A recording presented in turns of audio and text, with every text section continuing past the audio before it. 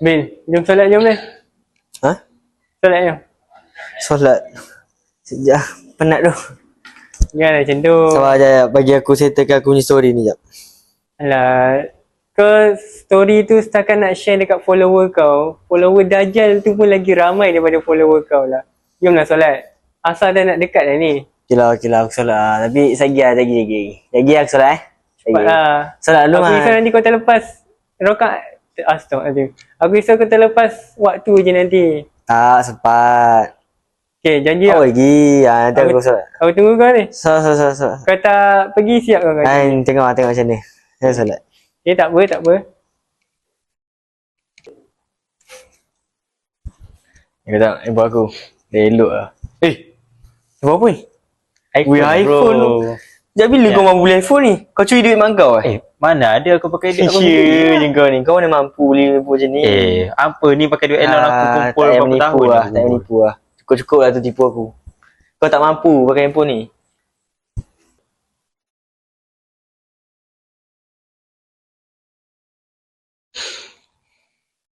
Dia masuk waktu ni.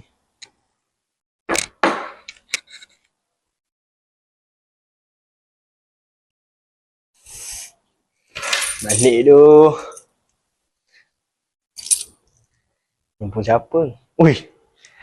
iPhone lah Mat. Solid.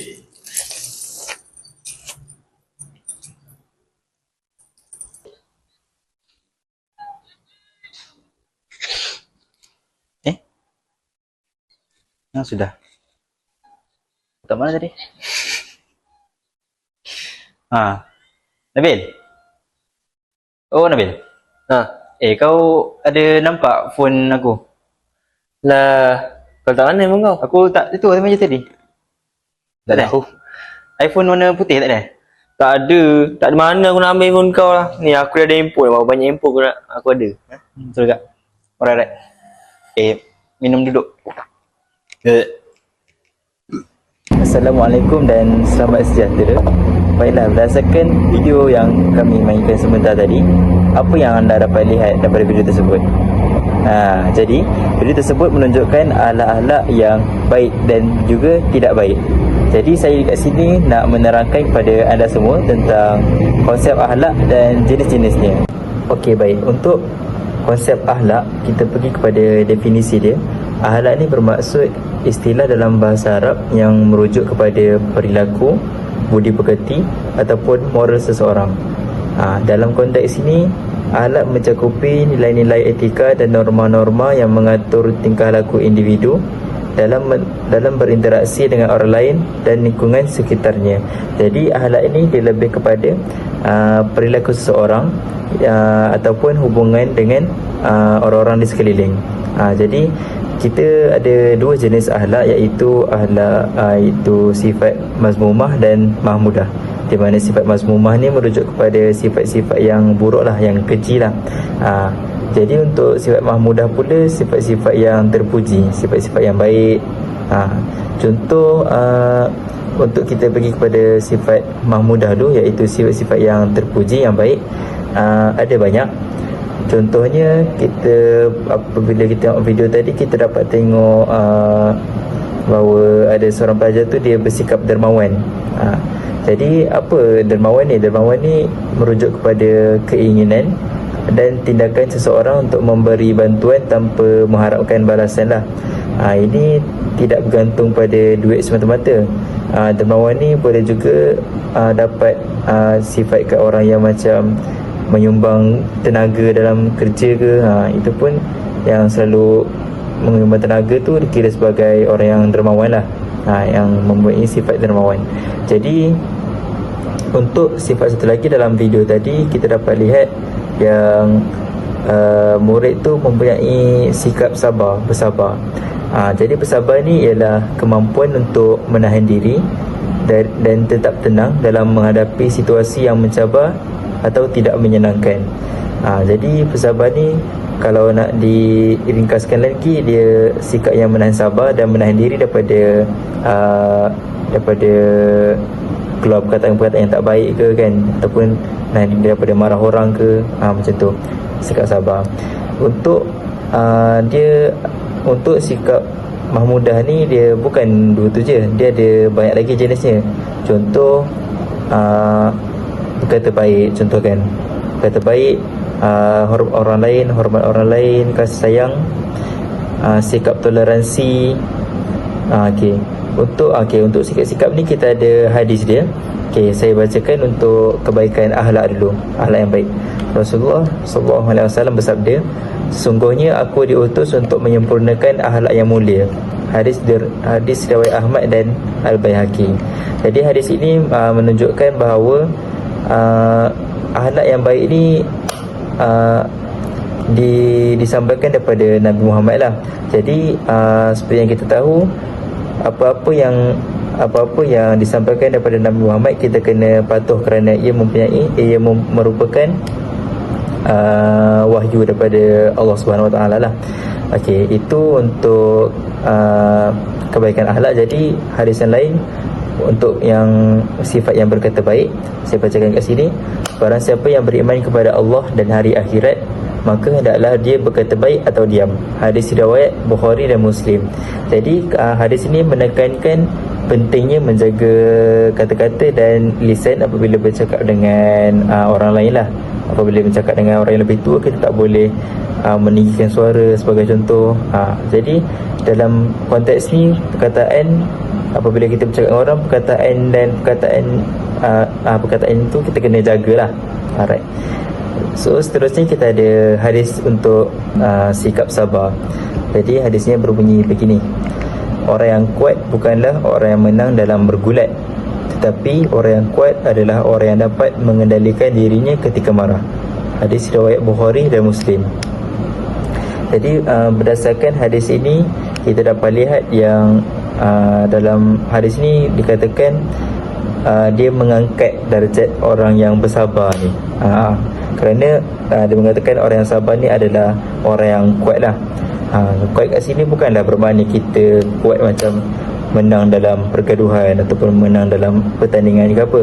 Tak. Itu memang kuat, tetapi hadis ni nak menekankan orang yang bersabar ni darjat dia lagi tinggi daripada orang-orang yang menang ni lah. Jadi hadis ni mengajar kita untuk mengendalikan emosi ataupun bersabar, bersikap sabar, kerana kesan yang orang yang tidak bersabar ni, kesan orang yang suka marah-marah ni memang akan membawa kesan buruk lah kepada masyarakat sekeliling. Jadi selain sifat-sifat mahmudah yang dikatakan sebentar tadi, ada juga sifat mahmudah yang lain. Contohnya macam berani, tanggungjawab, ataupun jujur, amanah, rendah hati. Itu pun merupakan sifat-sifat mahmudah yang terpuji lah. Senang cerita, sikap yang terpuji. Jadi seterusnya kita akan pergi kepada sifat-sifat mazmumah, iaitu sifat-sifat yang buruk. Jadi dalam video kita tengok sebentar tadi, kita dapat lihat yang ada sahabat ni, dia mengajak sahabat dia yang lain untuk solat, tapi sahabat yang diajak tu malas nak solat, sekali lah. Jadi itu merupakan salah satu sifat mazmumah lah. Contoh lain dalam video tadi, kita dapat lihat yang seorang sahabat ni dia mencuri telefon kawan dia kan, yang letakkan kat meja tadi. Jadi kat sini pun mencuri pun adalah salah satu sifat yang tak patut dicontohi lah, sifat mazmumah lah. Kerana dia mencuri ni dia boleh menyebabkan banyak benda, banyak kesannya. Sebab pada mangsa dia mungkin akan menyebabkan trauma ataupun mengganggu emosi mangsa tu kan. Jadi mencuri ni kalau dalam Islam memang akan, kalau sifat hudud dia memang kena potong tangan lah. Jadi memang sifat mazmumah ni memang tak patut dicontohi lah. Jadi sifat mazmumah ni kalau kita nak tengok, dia ada banyak. Contohnya macam contoh yang lain kan, kita boleh tengok macam mencaci orang, mencela, ataupun bersikap bohong pun salah satu sifat mazmumah juga. Jadi untuk hadis yang bersifat mazmumah, saya akan bacakan ni. Untuk sikap mazmumah berbohong. berbohong. Dalam hadis berbunyi begini, Nabi Muhammad SAW bersabda, tanda orang munafik itu ada 3. Apabila ia berbicara, ia berdusta. Apabila ia berjanji, ia mengingkari. Dan apabila ia diberi amanah, dia khianati. Hadis riwayat Bukhari dan Muslim. Jadi kat sini kita tengok orang munafik ni ada 3 jenis, ada 3 sifat dia. Bila berbicara dia berdusta. Berdusta ni berbohong lah, salah satu sifat mazmumah yang saya katakan sebentar tadi. Jadi kita tengok berbohong ni, apabila orang suka berkata bohong ni, dia boleh membawa kepada munafik, iaitu berdosa besar lah juga dalam Islam tu. Sebab daripada dosa kecil tu, berbohong tu, daripada sifat mazmumah tu, dia boleh membawa kepada perkara yang besar lagi, pada munafik lah. Okey, itu untuk berbohong. Selain berbohong, kita juga ada sikap mazmumah yang lain, iaitu dengki. Okey, saya bacakan hadis dengki kat sini. Nabi Muhammad SAW bersabda, jauhilah oleh kalian dengki, kerana sesungguhnya dengki itu memakan amal soleh sebagaimana api memakan kayu bakar. Jadi dengki kat sini dia, apa yang Nabi Muhammad SAW kata kat sini, dengki, sifat dengki, sifat mazmumah dengki ni, dia akan merosakkan amal-amal baik kita. Jadi amat bahayalah kalau kita ada sifat dengki ni. Jadi jika boleh, kita kena buang sifat dengki ni pada orang. Sifat dengki ni sebab dia selalu terjadi kat kalangan pelajar ataupun kalangan masyarakat lah. Sebagai contoh, kita tengok pelajar-pelajar yang tak berkemampuan untuk ada contoh laptop mahal kan. Jadi kita tengok orang yang pelajar lain yang ada laptop mahal, dia beli laptop canggih semua, kita rasa dengki. So sifat-sifat ni kita kena buang lah, kerana dia akan menjejaskan amal-amal soleh kita. Assalamualaikum warahmatullahi wabarakatuh. Nama saya Ahmad Nabil Fudail bin Kamarul Zaman, daripada option Pendidikan Islam 1 ambilan 2024-2029. Okey, baiklah semua. Pada hari ini saya akan bahaskan tentang sedikit topik-topik atau subtopik dalam bab 5 dan bab 6 berkaitan dengan akhlak dan khalifah. Tapi saya pada hari ini saya akan menekankan dalam aspek akhlak. Baiklah, seperti kita tahu, akhlak ini merujuk pada sikap atau perbuatan yang baik kan, yang perlu kita contohi daripada role model kita, ataupun kita cakap sebagai contoh, iaitu pedoman kita Nabi Muhammad sallallahu alaihi wasallam sebagai nabi yang terakhir diutuskan oleh Allah kepada kita semua. Kita boleh lihat daripada aspek perbuatan Nabi, pertuturan Nabi, serta akhlak-akhlak atau adab-adab yang Nabi tunjuk, membuatkan Islam ini nampak lebih mudah, lebih ringkas, lebih sopan, lebih baik dan lebih terperinci dalam segala sesuatu perkara. Baiklah, jadi tanpa kita lengah-lengahkan lagi, saya hari ini akan bercerita ataupun memberikan serba sedikit pencerahan berkaitan dengan topik isu-isu keruntuhan akhlak dalam kalangan umat Islam. Umat Islam ni kita boleh cakap macam mana? Umat Islam ni dia termasuk dalam beberapa golongan lah. Contohnya kanak-kanak, ibu bapa lagi, orang tua lagi, remaja, tak terlepas. Semua umat Islam ini, semua golongan ni tergolong, jika dia mengucap 2 kalimah syahadah, mereka telah tergolong dalam kumpulan ataupun kita sebut umat Islam itu. Jadi mereka tak akan terlepas. Contohnya kalau kita kata akhlak ni untuk remaja saja, orang tu tak payah, tak boleh macam tu. Sebab Islam ni kita diajar apa itu? Syumuliyah, bersifat syumuliyah, iaitu menyeluruh. Okey, baik. Jadi tanpa melengahkan masa, mari kita lihat sedikit cuplikan video berkaitan dengan isu rasuah. Kita boleh tengok daripada rasuah ni, dan kita akan nilai dan kita akan bahaskan sebentar lagi. Okey, baik, mari kita lihat. Jom. Kawan. Kenapa? Belum. Kenapa? Esok kan. Ada nama pagi kan. Kan. Rasa nama. Wah, kenapa? Wah, aku rasa malas nak pergi esok weh. Aduh, tengok kat sana. Okey, jalan. Jadi kira mana? Jadi kat jadi. Tak. Betul kan? Okey, baik. Kembali lagi bersama dengan saya. Baiklah, semua apabila semua telah melihat video yang telah ditayangkan tadi, apa kesimpulan yang dapat dibuat? Okey, baiklah. Saya akan bahaskanlah supaya kamu semua faham dengan lebih terperinci dan lebih orang kata ringkas berkaitan dengan perkara dalam rasuah ini. Baik, saya akan jelaskan daripada beberapa aspek, iaitu definisi rasuah ni, punca rasuah ni berlaku, lagi impak rasuah ni dalam masyarakat, seterusnya tanda-tanda keruntuhan akhlak yang berlaku apabila terdapatnya isu rasuah dalam sebuah komuniti, seterusnya langkah-langkah yang boleh diambil untuk mengatasi masalah rasuah ni di negara Malaysia. Walaupun Malaysia ini telah dijadikan ataupun amalan rasuah ni telah menjadi salah satu norma yang sebenarnya pada zahir atau fikiran kita boleh nilai sendiri bahawa konsep rasuah ni adalah salah sama sekali di sisi undang-undang, sama ada undang-undang Islam ataupun undang-undang sivil yang telah ditetapkan oleh negara kita. Okey, baik, tak apa kita berlengah lagi, mari kita terus ke definisi rasuah itu sendiri. Baik. Rasuah ni adalah satu masalah sosial. Bukan masalah sosial lah, macam masalah yang kompleks, yang besar, yang melibatkan aspek sosial, ekonomi serta politik.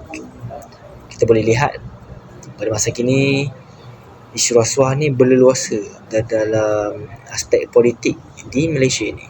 Kita boleh tengoklah kan, selalu orang berkempen, betul, berkempen, dan dia akan, seperti yang kita lihat di televisyen dulu, ada satu iklan yang menyatakan, yang menunjukkanlah ada seorang wakil rakyat ini, dia memberikan nasi lemak, dia bagi makanan dalam bentuk makanan. Dia tak bagi wang sogokan, tapi dia bagi makanan kepada semua orang. Dia cakap, nanti dah ambil nasi lemak ni atau dah ambil makanan ni, awak semua kena undi saya. Dan orang lain ambil, dan dia pun diundi serta dia menang. Perkara ini kita boleh lihatlah sebagai, orang kata, main kotor dalam berpolitik. Sedangkan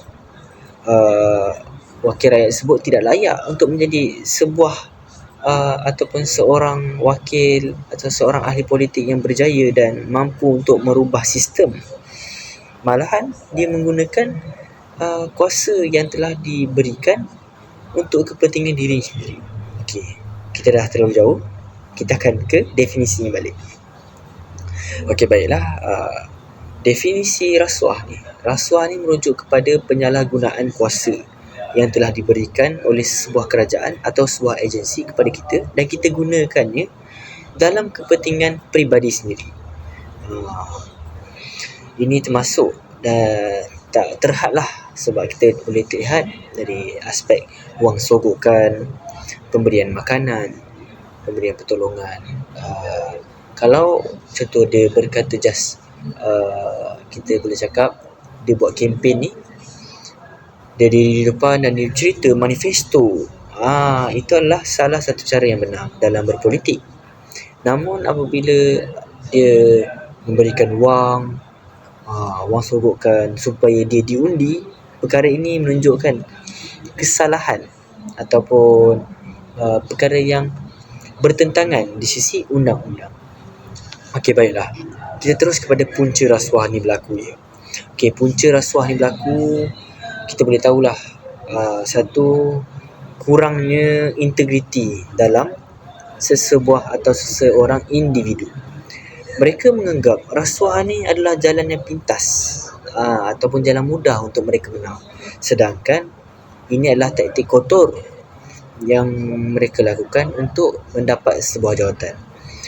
Mereka perlulah bertanding dengan cara yang betul ataupun menggunakan etika dan norma yang benar dalam berkempen ataupun mendapatkan undian daripada halayak ramai. Contohnya dalam kalangan remaja lah, sebab tadi kita boleh cerita politik kan. Contoh kita cerita dalam sebuah institusi. Contohnya seorang cikgu ni dia tak nak buat kerja yang telah diberikan oleh kerajaan. Contohnya untuk mengajar, untuk mendidik anak murid dalam sebuah subjek. Tetapi seorang guru ni dia memberikan wang yang banyak kepada guru besar mereka ataupun ketua dalam sebuah institusi agar memberikan mereka markah yang tinggi dan menjadikan mereka sebagai guru yang cemerlang. Walhal kita boleh lihat bila mereka membuat sedemikian, kita boleh lihat yang guru tersebut memang tidak cemerlang dan tidak mempunyai adab dan etika yang benar. Betul tak? Betul. Jadi perkara itu salah lah di sisi institusi dan undang-undang negara kita. Jika berlakunya isu rasuah ni, dia boleh dikenakan penjara ataupun denda sekali ganda dengan rasuah yang diberikan. Tidak kiralah sama ada pemberi rasuah ataupun penerima rasuah itu, kerana mereka bersubahat dan berkomplot dalam suatu perkara. Baiklah. Seterusnya kita boleh cakap rasuah ni telah menjadi budaya. Betul. Sebab saya cakap sebelum ni, Malaysia ni telah terkenal dengan masyarakat atau komunitinya yang suka memberi rasuah ataupun menggunakan taktik kotor dalam mendapatkan sesuatu yang mereka inginkan, seperti jawatan, barangan ataupun sebagainya. Amalan rasuah ni mereka sering lakukan. Kita boleh lihat benda yang kita selalu dengar, rasuah dalam berpolitik. Benar, berpolitik mereka selalu gunakan taktik-taktik kotor dan mendapatkan undian secara tidak sah dalam berpolitik. Ia telah menjadi norma, walhal perkara ini salah di sisi undang-undang dan kita perlu tegah dan hindarkan daripada melakukan amalan rasuah ni, sebab ini bukanlah norma yang sebenar dalam negara kita. Norma negara kita ini, kita telah mempunyai rukun negara kita, iaitu kita perlu taat kepada undang-undang, dan dalam undang-undang sendiri dia cakap amalan berasuah ni adalah suatu perkara yang salah. Okey, baik. Kita akan ceritakan tentang impak rasuah ni daripada 3 aspek yang utama, iaitu ekonomi, sosial dan politik. Okey, baik. Kita cerita pasal ekonomi dahulu. Dalam impak rasuah dalam ekonomi ni, rasuah ni menyebabkan pembaziran sumber. Dia menjejaskan pertumbuhan ekonomi sebuah negara. Kerana contoh, bila rasuah ni berlaku, sebenarnya perkara yang mereka inginkan atau mereka yang dianggap mereka lakukan itu tidak berlaku sebenarnya. Tetapi bila mereka memberikan rasuah, nama mereka akan naik dan perkara yang tidak sepatutnya terjadi akan terjadi, ataupun perkara yang mereka tidak lakukan, mereka kata mereka telah lakukan. Perkara ini memang akan menjaskan ekonomi negara. Contoh dari segi kewangan, wang-wang yang digunakan adalah atas kepentingan peribadi sendiri. Perkara ini adalah tidak benar dan perlu ditegah dalam Islam itu sendiri. Islam menekankan integriti, sifat jujur dan amanah dalam suatu komuniti. Baiklah, kita teruskan kepada aspek sosial. Dalam aspek sosial ni, kita boleh lihat ada kesan negatif dalam masyarakat. Contohnya, berlaku ketidakadilan dalam suatu masyarakat. Contoh, dalam sebuah kampung, kita ada lakukan amalan bergotong royong. Contoh.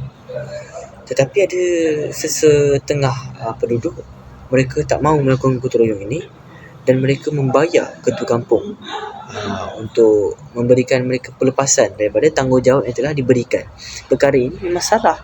Sebab tanggungjawab ini perlulah dilaksanakan kerana ia merupakan tuntutan, atau kita boleh cakap mas'uliyah yang disebut dalam Islam berkaitan dengan tanggungjawab. Tanggungjawab ini perlulah apabila telah diberikan, ia perlu dipikul kerana ia akan disoal berkenaan tanggungjawab ini di akhirat nanti.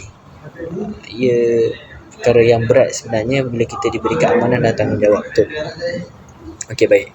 Seterusnya dan akhir sekali berkaitan dengan politik. Politik ini mendorong kepada ketidakstabilan politik dan merosakkan kepercayaan rakyat kepada wakil atau ketua-ketua yang telah dilantik. Seperti saya sebutkan tadi, saya banyak memberikan contoh tentang politik.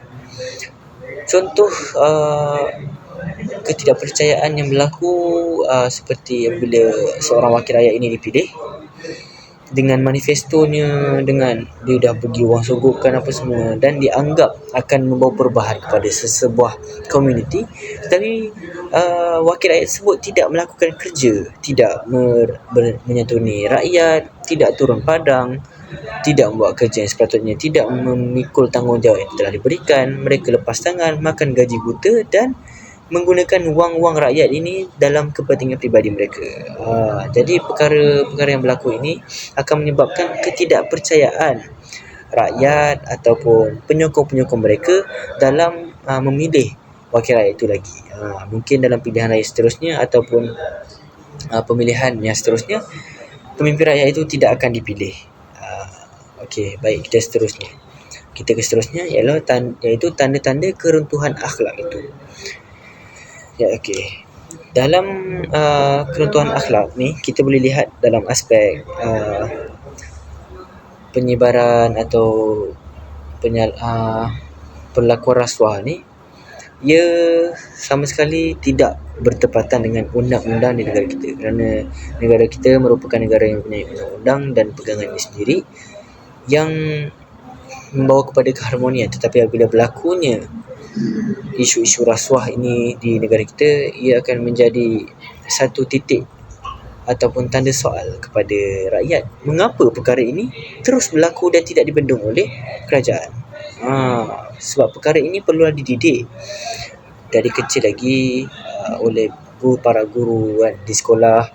Mereka perlulah mendidik, contohnya sebagai umat Islam, mereka perlulah ada rasa jujur dalam melaksanakan satu perkara dan tanggungjawab, dan rasa bersalah jika melakukan suatu kesalahan dengan sengaja,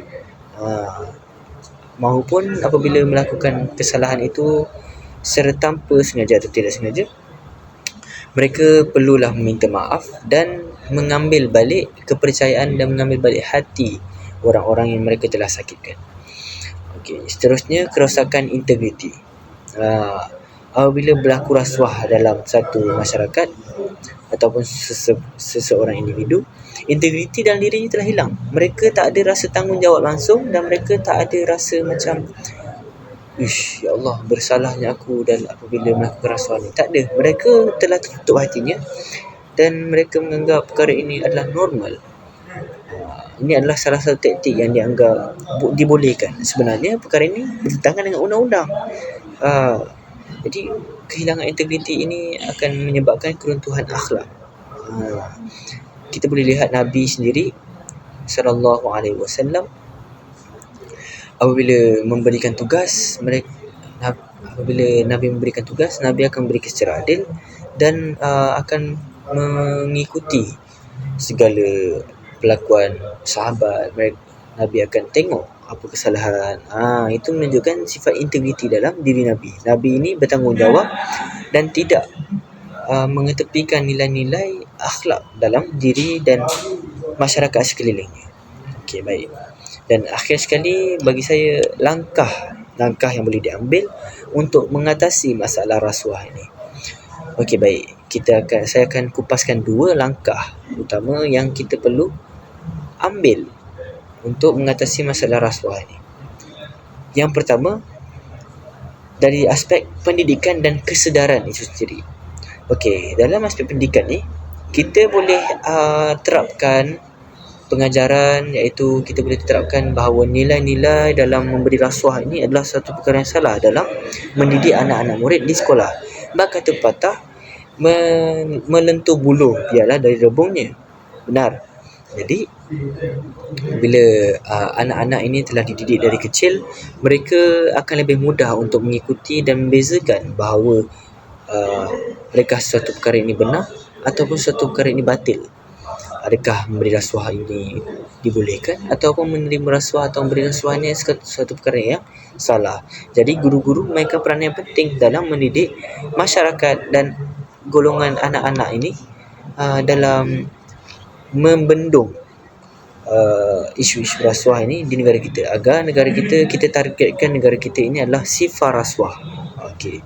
Baik, yang kedua dan yang terakhir ialah penguatkuasaan undang-undang. Okey, baik. Jadi seperti yang kita tahu, setiap orang perlu mengisytiharkan hartanya. Apabila seorang itu tidak mengisytiharkan harta ataupun tiba-tiba harta mereka ni banyak, mereka akan disiasat. Dan apabila disiasat, mungkin akan ditangkap sebagai memberi rasuah atau menerima rasuah yang banyak. Okey. Jadi penguasaan undang-undang ini perlulah diambil kira ataupun kita ada satu agensi di Malaysia ini, iaitu SPRM, Suruhanjaya Pencegah Rasuah Malaysia.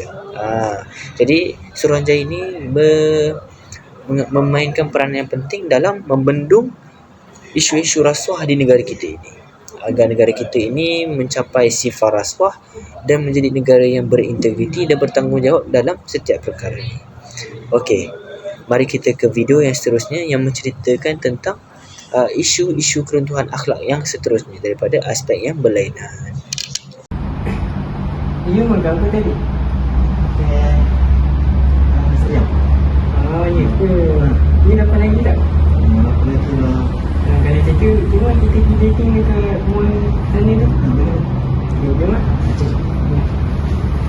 Okey semua, apabila semua telah melihat video yang telah ditayangkan tadi, kita dapat lihat pergaulan yang bebas antara lelaki dan perempuan yang bukan mahram. Berdasarkan diorang punya perbualan antara dua orang ni, lelaki dan perempuan ni, kita dah boleh lihat mereka bukanlah adik-beradik, sebab cara percakapan dan intonasi yang telah dilontarkan itu menunjukkan bukan daripada kalangan ahli keluarga, melainkan mereka adalah mempunyai ikatan yang tidak sah, ataupun kita boleh anggap pada zaman sekarang couple ini adalah salah di sisi agama Islam kerana ia boleh membawa kepada jalan atau pintu-pintu zina itu sendiri. Kita cakap, Nabi pun dah cakap, zina ni banyak pintu dia, antaranya bila dah terbuka satu pintu susah nak tutup. Contohnya zina mata ni tergolong apabila kita melihat benda yang bukan-bukan, melihat aurat orang lain, melihat benda-benda perkara yang tidak sepatutnya kita lihat, melihat aib orang. Itu adalah zina mata, atau kita boleh cakap zina hati. Kita cakap, bestnya kalau aku boleh berdating dengan dia. Itu dah zina hati. Ataupun zina banyak lagi zina. Dua zina tu saya terangkan dulu, sebab kita punya topik sekarang adalah pergaulan bebas itu sendiri. Dari kita kena perlu cerita ni lah, keruntuhan akhlak yang berlaku, isu-isu keruntuhan akhlak dari aspek pergaulan bebas ini. Baiklah, kita teruskan lagi dengan definisi. Seperti yang tadi, kita akan terangkan tentang definisi, punca, langkah untuk mengatasi isu perkara apa yang menjadikan ia keruntuhan akhlak. Okey, baik. Pergaulan bebas ni seperti yang kita tahu, definisinya ialah pergaulan atau interaksi sosial antara seorang individu dengan individu yang lain, iaitu berlain-lain jantina, iaitu seorang lelaki dan seorang lagi adalah perempuan. Mereka melakukan sosial ni bukan sahaja dalam bekerja. Kalau kita cakap contoh dia bersosial atau berinteraksi di atas urusan kerja, kita boleh faham. Tapi kali ini kita lihat atau kita cakap pergaulan bebas ni berlaku apabila dia bersosial tetapi tanpa batasan atau nilai-nilai yang dijunjung, seperti mereka berpegang-pegangan, tangan, menggunakan bahasa-bahasa yang orang kata sweet ataupun manis. Kita boleh dengar sendiri ia adalah tidak sesuai dengan masanya. Sebab couple ni selalunya berlaku dalam kalangan remaja. Mereka tidak dapat mengawal nafsu mereka sendiri dan mereka menganggap ia adalah satu hiburan dan perkara yang wajib, yang mesti dilakukan dalam masa remaja mereka supaya hidup mereka ini lebih tenang atau lebih diberi perhatian. Sebenarnya berkapal ini tidak mempunyai perhatian yang cukup. Orang kata lack of attention. Dia tak ada perhatian yang cukup ataupun dia kurang kasih sayang. Walhal dalam Islam sendiri cakap Allah ni maha mengasihani. Apabila seorang itu ada masalah ke, mengadulah pada Allah dalam solat. Sebab solat itu sendiri definisinya doa. Apabila kita berdoa, Allah akan bantu, Allah akan datangkan ketenangan, Allah akan datangkan kebaikan, kemahuan, apa benda yang kita nak tu Allah akan berikan. Cuma cepat atau lambat itu sahaja. Tapi apabila kurangnya didikan agama dalam kalangan remaja pada zaman kini, mereka lebih cenderung untuk ke arah yang salah, iaitu berkapal dengan berpandangan bahawa bila mereka berkapal ini, segala masalah yang dimiliki selesai, akan mudah diatasi. Mereka menganggap bahawa satu masalah itu boleh dikongsi bersama. Walhal apabila satu masalah itu berlaku, seorang sahaja individu yang perlu menghadapinya, bukan dua orang, melainkan mereka telah berkahwin dan mempunyai ikatan yang sah. Okey, baik. Kita boleh cakap lah yang bahawa bila berlakunya pergaulan bebas ni boleh membawa kepada kancah perzinaan dan membawa kepada hubungan intim yang tidak sah di sisi Islam. Dan ia akan menjadi isu pembuangan bayi, bayi luar nikah yang tiba-tiba kita jumpa di tong sampah, di dalam longkang. Perkara ini adalah bertentangan dengan fitrah manusia. Manusia ini perlu disayangi, bukan dibuang ataupun diletak di merata-rata tempat tanpa sebarang jagaan ataupun tanggungjawab orang lain terhadap bayi tersebut. Ini bertentangan dengan fitrah manusia. Baik, kita akan teruskan lagi dengan punca pergaulan bebas ni berlaku. Okey, satu, saya akan sebutkan beberapa saja, tidak sebutkan semua kerana saya nak jelaskan secara ringkas tapi tepat dan padat. Baiklah, yang pertama ialah pengaruh media. Contohnya, dalam zaman yang serba canggih ini, para remaja ni dia selalu melayari media sosial. Apabila mereka ini, individu ini melihat media sosial dan telah menengok ataupun melihat video-video berkaitan dengan orang-orang yang telah bernikah ataupun orang-orang yang tidak punya ikatan yang sah, mereka rasa terikut-ikut atau terpengaruh untuk mengikuti perkara yang salah tersebut. Walhal jika mereka melihat video orang yang telah berkahwin, mereka melakukan perkara-perkara yang dianggap sweet kan, tapi sah. Bila mereka melihat perkara macam tu, mereka rasa tertarik, mereka rasa nak cuba. Walhal perkara tersebut belum pada masanya. Mereka perlu belajar bersungguh-sungguh dan mencapai kejayaan dan mencapai kerjaya mereka, baru boleh berkahwin dan melakukan aktiviti ataupun perkara-perkara tersebut. Jadi kat sini kita boleh lihat bahawa aktiviti-aktiviti ni tak semuanya boleh dilakukan dalam umur-umur yang telah ditetapkan. Contohnya dalam perkahwinan ni kita tetapkan kita ikut sunnah Nabi berkahwin pada umur 20-an. Jadi wajar ke kalau budak-budak ataupun para remaja yang umurnya baru belasan tahun, 13 tahun, 14 tahun, 15 tahun ini baru nak berjinak-jinak dalam dunia percintaan ini, tidak sepatutnya berlaku. Sebab Nabi berkata, Nabi dan Aisyah pun bercinta selepas kahwin, bukan bercinta sebelum kahwin. Ini perkara ini memang akan membawa pengaruh yang buruk kepada para remaja yang melayari media sosial dan tidak mempunyai pegangan akidah yang kukuh dan tidak mempunyai ilmu agama yang tepat dan tetap. Okey, seterusnya kekurangan pendidikan. Kita boleh lihat contohnya para pelajar ni apabila kita boleh tanya majoriti dalam masyarakat, bila kita tanya pelajar pernah ponting tak kelas agama, pernah. Kita boleh dapat jawapan yang majoriti. Mereka berkata pernah ponting, tidak hadir saja, pergi ke sisi cyber cafe untuk melayari game, main game.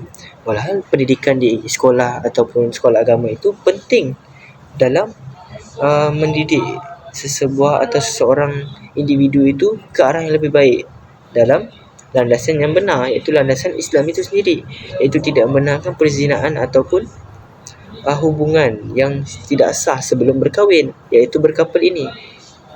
Tapi bila kurangnya pendidikan ini, mereka tidak hadir ke sekolah ataupun guru-guru tidak memberikan pendedahan awal dan tidak memberikan pendedahan awal berkaitan dengan kesalahan berkapal ini, implikasinya, kesannya kepada masyarakat, kesannya kepada diri sendiri, apa yang akan terjadi apabila berkapal ini, mereka tidak tahu. Dan apabila kekurangannya ilmu ini, mereka akan cenderung untuk melaksanakan atau melakukan aktiviti berkapal ini kerana mereka mahu mencuba. Sifat ingin tahu remaja ini tinggi apabila dalam umur belasan tahun ataupun 20-an.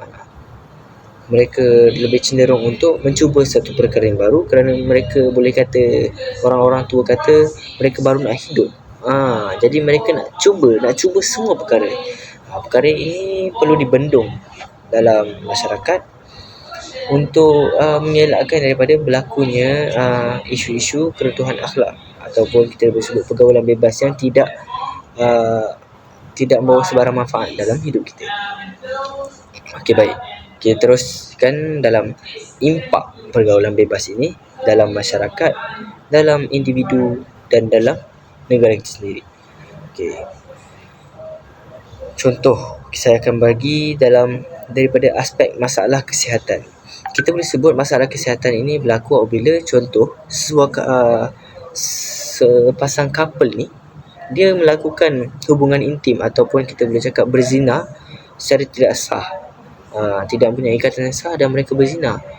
Lalu mereka boleh ataupun mereka lebih terdedah kepada penyakit HIV yang boleh membawa kepada maut, dan boleh berjangkit kepada orang yang melakukan hubungan seks bebas ini.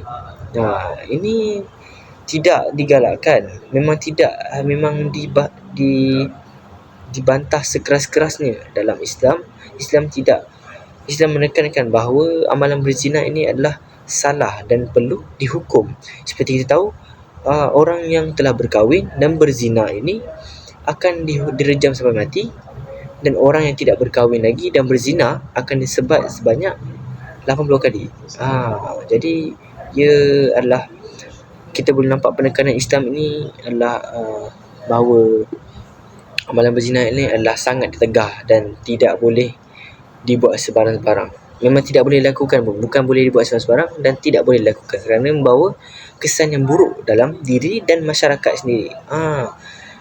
Seterusnya, pergaulan bebas ni akan membawa kepada pandangan masyarakat terhadap sepasang lelaki dan perempuan yang tidak mempunyai ikatan yang sah ini. Mereka akan dipandang remeh dan dipandang serong oleh masyarakat kerana tidak mengikuti perkara yang telah ditetapkan oleh agama Islam itu sendiri. Orang Islam telah mengatakan bahawa amalan berzina ini salah dan tidak boleh dilakukan. Tetapi apabila mereka melakukan, masyarakat Islam itu akan memandang bahawa sepasang couple ini tak mengikut ajaran Islam, dan mereka menganggap bahawa mereka tidak mempunyai didikan agama yang baik. Siapakah ibu bapa mereka? Jadi institusi kekeluargaan itu akan dipandang serong dan merudum secara mendadak bila berlakunya isu perzinaan atau pergaulan bebas ini. Okey, kita boleh lihat tanda-tanda keruntuhan akhlak dalam pergaulan bebas ini ialah ketidakstabilan emosi. Okey, contoh dalam satu hubungan yang tidak sah ini akan berlakunya pelibatan seorang bukan seorang lah, senang cerita pelibatan syaitan dalam hubungan yang tidak sah ini. bila contoh kedua-dua orang ini mempunyai konflik, ia akan melibatkan mental pertambahan masalah kepada seseorang individu. Jadi ketidakstabilan emosi ini akan membawa kepada ketakterurusan diri sendiri ataupun tak siap tugas yang telah diberikan, kekurangan integriti, dan mereka cenderung malahan ada yang membunuh diri apabila mereka putus dalam percintaan yang tidak sah ini dan batil yang sementara ini. Seterusnya, pengabaian tanggungjawab. Seseorang yang berkapal ini sebenarnya masing-masing telah mempunyai tanggungjawab masing-masing dalam kehidupan mereka, seperti belajar, mendalami ilmu agama. Tapi apabila mereka melakukan perzinahan atau pergaulan bebas ini, mereka akan terabai. Mereka akan mengabaikan tanggungjawab yang lebih utama dan mengutamakan pasangan mereka yang sementara dan tidak kekal itu. Mereka akan berikan fokus, mereka akan memberikan hadiah, mereka akan memberikan duit yang menunjukkan rasa cinta yang sementara, yang tidak tetap sebenarnya. Perkara ini ditegah sama sekali dalam Islam, kerana ia merupakan cinta yang sementara. Orang kata cinta monyet. Cinta monyet tak kekal lama. Dia hanya membazir masa dan membazir tenaga, serta kalau melibatkan wang, ia akan membazir wang, ringgit. Melibatkan tenaga, membazir tenaga. Melibatkan harta, membazir harta. Membazir masa. Ia juga boleh mengakibatkan kejatuhan akademik seorang. Dia akan mengganggu fokus seorang dalam belajar kerana ia terlalu fokus dalam pasangan mereka yang tidak kekal itu. Jadi baik, antara langkah yang boleh diambil untuk mengatasi masalah ini ialah pendidikan moral dan etika lah, atau penekanan dalam pendidikan.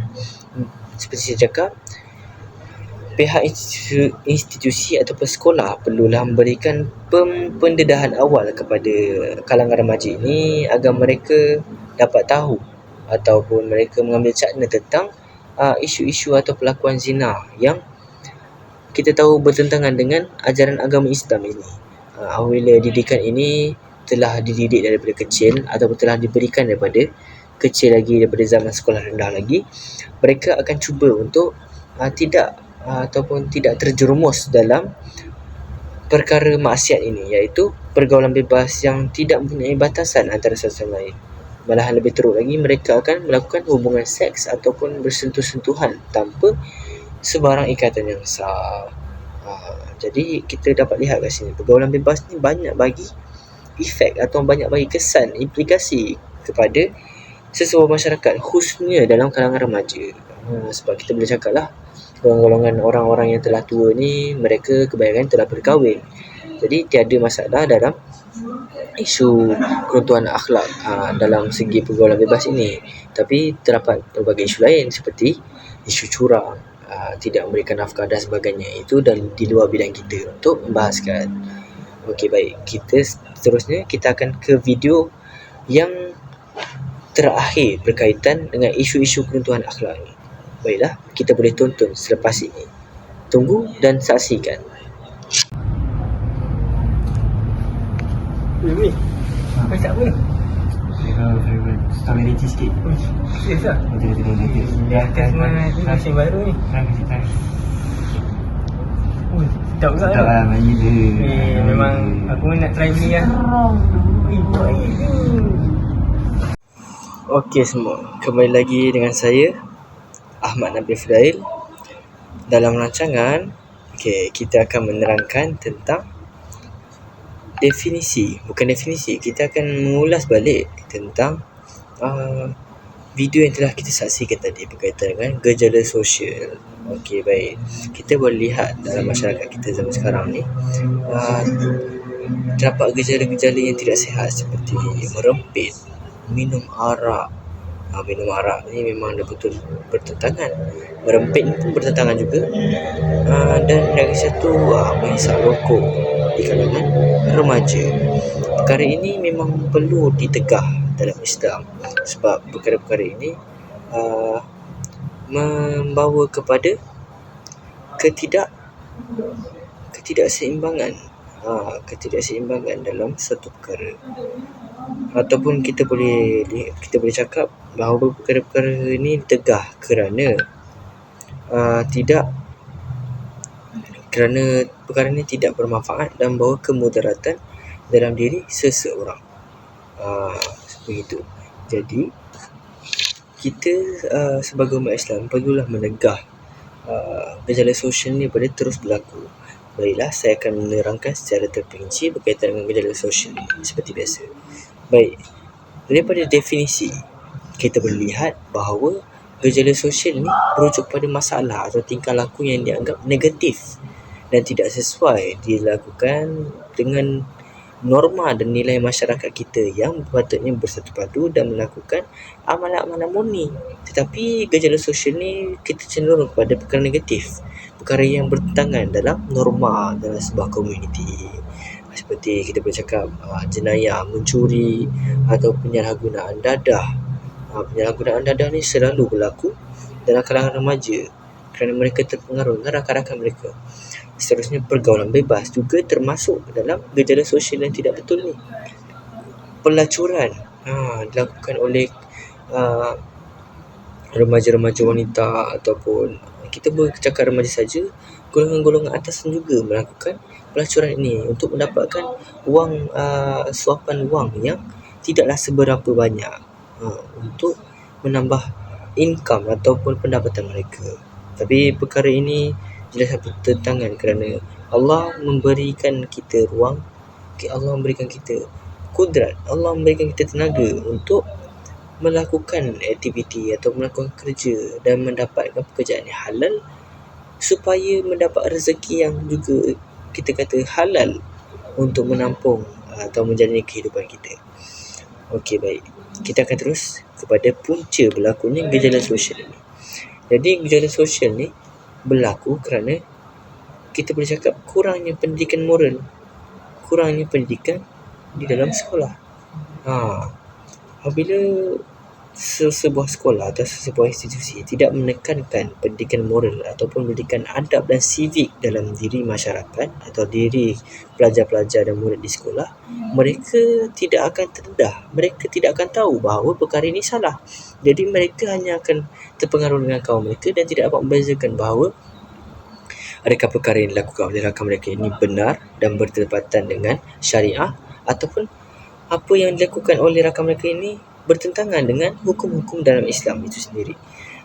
Jadi kita dapat lihat bahawa pendidikan yang kurang formal ataupun pendidikan yang kurang diberikan oleh guru ataupun pihak sekolah ataupun silibus ditetapkan dapat memberikan kesan dalam diri individu atau diri masyarakat dalam cenderung untuk melakukan gejala sosial yang tidak patut dilaksanakan atau dilakukan ini.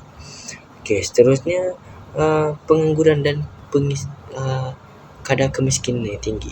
Kita boleh cakap pengangguran dan kadar kemiskinan yang tinggi ini adalah menjadi salah satu faktor ataupun punca berlakunya gejala sosial ni. Kita boleh cakap gejala sosial seperti jenayah, iaitu mencuri. Mereka tidak mempunyai duit, mereka tidak mempunyai sumber kewangan yang cukup untuk menampung atau menjalani kehidupan mereka seperti rakyat-rakyat biasa atau rakyat-rakyat marahin yang kehidupan mereka adalah stabil dan cukup dalam segala aspek. Jadi mereka inginkan kehidupan seperti itu juga, tapi mereka mengambil jalan yang salah seperti minjam along ataupun mencuri, lebih teruk lagi merompak. Mereka menganggap bahawa perkara ini adalah jalan pintas dan ia akan mendapat atau membawa keuntungan yang berpanjang kepada mereka. Sedangkan perkara ini bertentangan dalam Islam. Islam sendiri menetapkan bahawa hukum mencuri ini perlu dikenakan hukuman hudud ataupun kita kata potong tangan bila mencuri. Kita boleh nampak penekanan Islam situ bahawa mencuri itu adalah salah satu perbuatan yang ditegah dalam Islam. Ia tidak sepatutnya dilakukan dan ia merupakan gejala sosial yang sering berlaku pada zaman kini. Jadi apabila mereka ini miskin atau mereka tidak mempunyai kewangan yang cukup, mereka akan cenderung untuk melakukan gejala sosial yang tidak benar ini. Perkara ini perlulah diambil serius oleh masyarakat tentang cara ataupun mereka perlu ambil pendekatan yang lebih baik untuk mendapatkan sumber kewangan yang baik, seperti mencari pekerjaan yang halal, pekerjaan sampingan yang halal, seperti homemade daripada rumah, buat satu perkara homemade dan menjualnya secara open. Jadi perkara itu boleh menambahkan side income dalam masa yang sama, menepati dengan hukum syarak yang telah ditetapkan dalam Islam. Baiklah, kita dapat sebutkan tadi terdapat beberapa jenis gejala sosial, betul, iaitu jenayah, seperti pencurian, penipuan, merompakan, keganasan, serta masalah masalah-masalah yang lain. Ia akan mencerminkan penurunan atau menunjukkan sifat kita sebagai seorang yang beragama Islam ini tidak mempunyai sifat yang murni, tidak mempunyai hati yang murni, tidak mempunyai integriti, tidak mempunyai nilai-nilai murni dalam diri mereka sebagai umat Islam yang berpegang teguh kepada Al-Quran dan Sunnah. Kerana bila mereka berpegang teguh pada Al-Quran dan Sunnah, tidak mungkin mereka akan melaksanakan atau melakukan perkara-perkara yang bertentangan dengan agama Islam ini sendiri. Jadi kita dapat tahulah terdapat penyalahgunaan data, pergaulan bebas, pencurangan, benda-benda macam ni. Ia akan menunjukkan imej kita sebagai seorang yang mudah terpengaruh dan tidak punya fikiran yang terbuka. Mereka mempunyai fikiran yang tertutup dan cenderung untuk melakukan aktiviti-aktiviti yang berfaedah dan mendatangkan mudarat dalam diri mereka sendiri. Baik. Kita dapat lihat impak gejala sosial ini dalam diri sendiri atau dalam masyarakat. Kita boleh cakap kesihatan mental dan fizikal, seperti penyalahgunaan dadah. Bila mereka melakukan penyalahgunaan dadah ini, mereka akan mendapat masalah-masalah atau lebih terdedah kepada penyakit yang berjangkit seperti HIV, kerana HIV juga boleh berjangkit melalui suntikan. Jadi mereka boleh cenderung untuk mendapat penyakit-penyakit yang biasa seperti sesama, batuk, demam. Mereka kerana sistem imunisasi dalam badan mereka tidak betul lagi, kerana telah diganggu oleh dos yang berlebihan daripada dadah, ubat dadah yang telah disuntik dalam badan mereka. Jadi seterusnya, keselamatan awam, contohnya seperti jenayah, merompak, mencuri ataupun melakukan keganasan. Perkara ini akan menggugat keselamatan awam sesuatu tempat, kerana apabila mereka mencuri, sebuah rumah itu akan berasa tidak selamat, kerana mereka menganggap akan ada lagi pencuri yang akan masuk rumah mereka dan mengambil barang-barang kemas ataupun barang-barang berharga mereka, yang boleh membawa kepada kemiskinan ataupun membawa kepada kegoyahan rumah tangga itu sendiri. Jadi pihak-pihak yang berkuasa perlulah mengambil cakna tentang perkara ini bagi membendung gejala sosial yang terus berlaku. Baiklah, langkah pencegahan yang perlu diambil atau pendekatan yang perlu diambil untuk mengatasi masalah gejala sosial ini ialah mereka perlulah melakukan program pemulihan seperti membuat kempen besar-besaran, iaitu anti dadah, ataupun itu kita boleh lihat dari aspek pendidikan lah. Mereka melakukan kempen. Jadi pelbagai orang daripada latar belakang keluarga yang berbeza akan datang ke kempen tersebut dan mendapat pendedahan awal untuk mengelakkan daripada mereka terjerumus dalam gejala sosial yang tidak benar dan bertentangan dengan agama Islam itu sendiri. Yang kedua ialah penguatkuasaan undang-undang. Jadi pihak berkuasa seperti polis ataupun kerajaan perlulah mengambil cakna seperti mereka membuat rondaan untuk melihat remaja-remaja mana yang terlibat dalam gejala sosial ini supaya mereka ditangkap. Bukan ditangkap dan dipenjarakan, bukan. Mereka ditangkap dan dimasukkan di tempat pemulihan agar nilai-nilai murni dan nilai-nilai etika yang bermoral dapat disuntik ataupun dapat diserap dalam diri mereka agar menjadi insan yang lebih berguna dan membawa manfaat kepada masyarakat pada masa akan datang.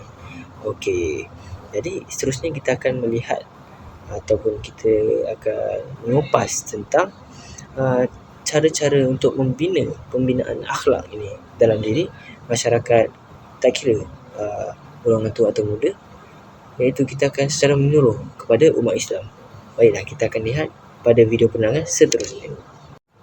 Okey, Assalamualaikum.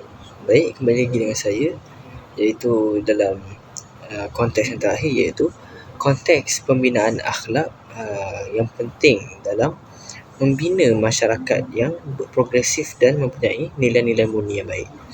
Baiklah, terdapat beberapa langkah ataupun cara yang boleh dilaksanakan bagi membina ataupun melaksanakan proses pembinaan akhlak ini dalam diri masyarakat dan diri individu.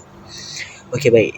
Yang pertama, saya terus ringkaskan supaya anda semua faham dengan jelas dan tepat berkaitan dengan langkah ataupun perkara-perkara yang boleh diambil atau pendekatan yang boleh diambil untuk membina semula akhlak dalam diri masyarakat. Okey, baik. Yang pertama ialah mujahadah nafsi. Mujahadah nafsi ni secara ringkasnya kita boleh cakap iaitu kita bermuhasabah ataupun kita mempunyai usaha untuk mengawal nafsu dan memperbaiki diri ke arah yang lebih baik. Perkara ini dapat dilihat apabila kita cuba untuk melaksanakan amal baik, amal kebaikan dan menegah perkara yang buruk, iaitu amar ma'ruf dan nahi munkar. Jadi mujahadah nafsi ni kita boleh membuat satu perkara atau satu amal soleh ini ataupun secara suatu penghijrahan ni secara berperingkat, tidak boleh mendadak.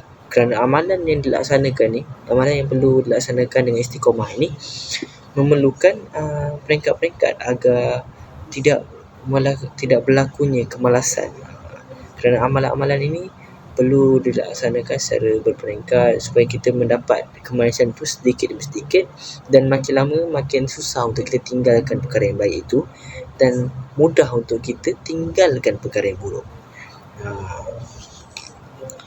Jadi mujahadah nafsi ni kita boleh laksanakan melalui amalan-amalan yang biasa kita lakukan seperti solat, zikir, berpuasa, menunaikan zakat, bersedekah kepada orang, membuat baik pada orang, memudahkan kerja orang dan memberi manfaat kepada orang lain. Jadi mujahadah nafsi ni ia akan, bila kita solat, bila kita melakukan amalan-amalan ibadah ini, Allah akan bukakan hati kita untuk merasa kemanisan iman itu supaya kita akan rasa orang kata rasa ketagih, rasa nak lagi apa benda kemanisan iman ni, apa kemanisan iman yang akan diperolehi selepas ini apabila kita melaksanakan tuntutan yang telah diberikan oleh Allah Subhanahu Wa Taala. Jadi amalan mujahadah nafsi ini dituntut dalam Islam supaya diri ataupun akhlak sesebuah institusi ataupun seorang individu itu diperbaiki, kerana amalan-amalan ini telah diterapkan konsep-konsep ibadah akhlak, konsep-konsep akhlak ataupun nilai-nilai murni dalam solat. Seperti solat kita mengikuti peraturan, untuk nizam kita mengikuti peraturan-peraturan yang telah ditetapkan dalam solat, mengikuti rukun-rukun, tidak melanggar apa benda perkara yang membatalkan puasa, contohnya mengawal hawa nafsu daripada melakukan perkara-perkara yang buruk. Contoh seperti puasa, kita tidak boleh makan dan minum, kita mengawal nafsu kita tidak terlalu mengikut nafsu, kita cuba untuk muhasabah diri, kita berzikir, kita tambah lagi amalan-amalan supaya bila kita berpuasa tu amalan kita berlipat kali ganda dan menjadi mudah untuk kita berhijrah kepada yang lebih baik. Okey, baiklah. Dalam konsep yang kedua iaitu meninggalkan perkara yang haram. Contohnya, saya bagi contoh. Meninggal perkara yang haram ni. Okey, saya bagi definisi. Bila meninggal perkara yang haram ni adalah benda yang asas dalam pembinaan akhlak. Kerana perkara-perkara yang haram ni akan membawa kepada kejauhan kita dengan Allah. Kita akan semakin lama semakin jauh, kerana yang mengubah nasib satu kaum itu bukan Allah, tapi diri mereka sendiri. Allah hanya menolong sahaja. Jadi kita perlulah mempunyai tekad yang kuat untuk merubah diri kita menjadi lebih baik. Jadi sebagai contoh, seorang ini sebelum ni dia kerap pergi ke pub, pergi ke clubbing, minum arak, tapi dia hendak berubah. Jadi mereka meninggalkan perkara-perkara yang haram ni dan cuba untuk menerbigi masjid, cuba untuk pergi ke ilmu-ilmu agama, melakukan amal-amal soleh, berzikir, menambah amalan-amalan mereka, bertaubat nasuha. Jadi perkara-perkara ini, perkara yang bila kita meninggalkan perkara-perkara yang haram ini, hati kita akan lama-lama makin terbuka untuk mendalami Islam itu sendiri, kerana seperti kita tahu, ilmu itu sebagai cahaya dan maksiat itu adalah kegelapan. Kegelapan dan cahaya ini tidak boleh bergabung satu sama lain.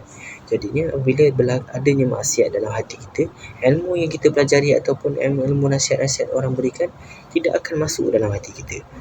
Jadi apabila kita meninggalkan perkara yang haram ini, perkara yang asas ini yang perlu dibersihkan hati kita ini, titik-titik bintik-bintik hitam ni bila dibuang, ia akan menjadi bersih. Hati kita akan mudah untuk menerima ilmu atau menerima nasihat dan lebih terbuka untuk menerima ilmu agama, untuk melaksanakan ibadah-ibadah sunat maupun ibadah-ibadah wajib yang kita laksanakan pada setiap hari dan setiap tahun, seperti berpuasa, menunaikan zakat dan sebagainya. Perkara ini akan membawa kepada perubahan dalam diri kita dan secara tidak langsung dapat memberikan kesan-kesan positif daripada aspek fizikal, mental, rohani dan jasmani. Okey, seterusnya untuk yang terakhir ialah kita perlu mendampingi orang-orang yang soleh. Hal ini boleh dikatakan demikian kerana apabila kita mendampingi orang-orang soleh, kita boleh dapat mencontohi sikap-sikap ataupun amalan-amalan, perbuatan-perbuatan yang mereka lakukan yang menunjukkan nilai-nilai murni ataupun nilai-nilai Islam itu sendiri dalam diri mereka. Kerana orang-orang soleh ini, mereka sudah tentunya mengikuti apa yang telah ditetapkan dalam Al-Quran dan Sunnah. Mereka akan mengikuti segala perbuatan yang Rasulullah buat. Jadi bila kita mendampingi orang-orang soleh ini, kita akan memperoleh ilmu-ilmu yang mereka rasa mereka boleh berikan kepada kita, dan kita boleh mempelajari apa benda ataupun amalan-amalan yang sering dilakukan oleh orang-orang soleh ini untuk memperbaiki diri mereka kepada arah yang baik.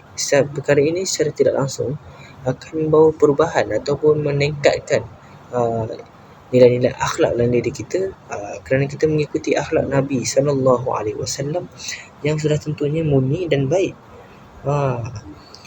Jadinya orang-orang yang bergaul dengan orang yang soleh ini akan dapat semangat.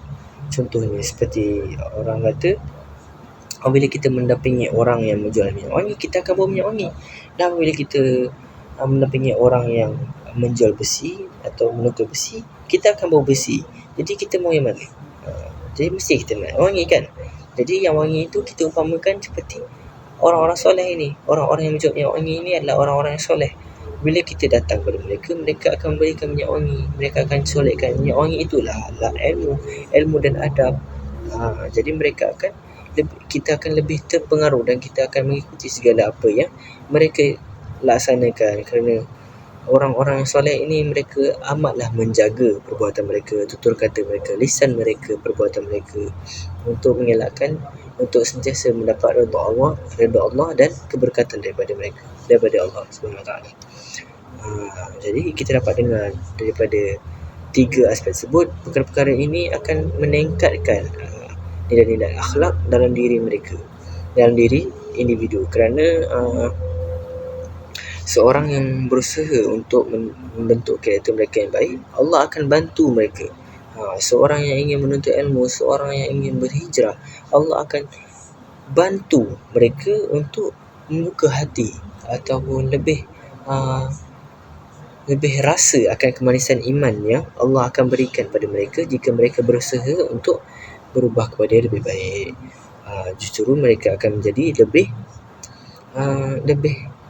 lebih seorang yang lebih cintakan agama dan mendalami ilmu agama itu, serta memperhatikan ilmu agama iaitu Al-Quran dan Sunnah itu dalam kehidupan mereka. Jadi perkara ini secara tidak langsung akan mengangkat martabat mereka dan maruah keluarga mereka.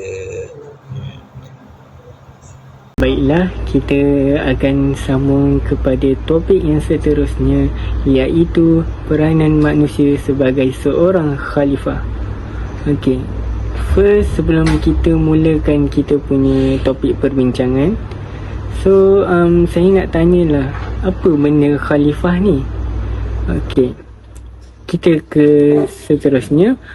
Konsep khalifah ini, seperti yang kita sudah maklum, ia merujuk kepada peranan manusia sebagai wakil atau penjaga di muka bumi ini yang diamanahkan oleh Allah SWT. So kita tahu kat sini yang manusia ni dipertanggungjawabkan untuk memerintah muka bumi ini selain daripada makhluk yang lain. So kita tahu yang tumbuhan dan haiwan tu mereka tidak mempunyai akal seperti manusia.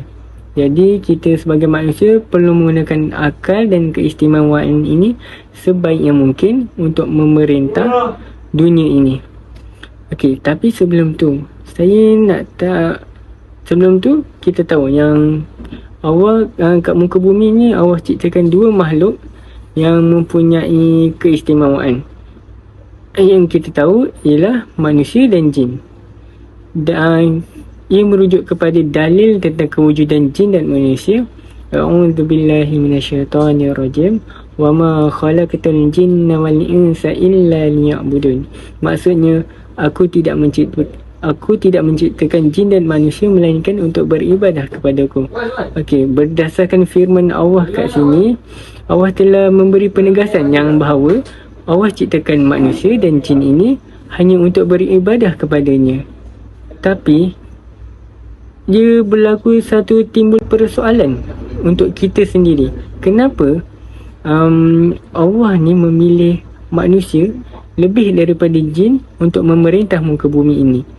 Okey, sebab dalam Al-Quran, dalam surah Al-Hijr ayat 27, Allah ada berfirman, A'udzubillahi minasyaitonirrajim. Wal janna khalaqnahu min qabli min naris samum. Adapun jin itu, sesungguhnya kami telah menciptakan mereka dari api yang tidak berasap. So, dekat situ kita dah nampak Allah ni ciptakan jin ni dalam satu kelebihan yang agung lah. Allah ciptakan jin daripada api. Tapi kita ni just manusia biasa je. Kita diciptakan daripada tanah. So kita tak ada mempunyai keistimewaan apa-apa pun. Even kalau kita tengok sendiri macam jin tu lagi hebat daripada kita. Tapi kat sini Allah bagi dekat tapi kat sini untuk balas apa yang hujah yang berada dalam surah Al-Hijr itu tadi, Allah telah berfirman dalam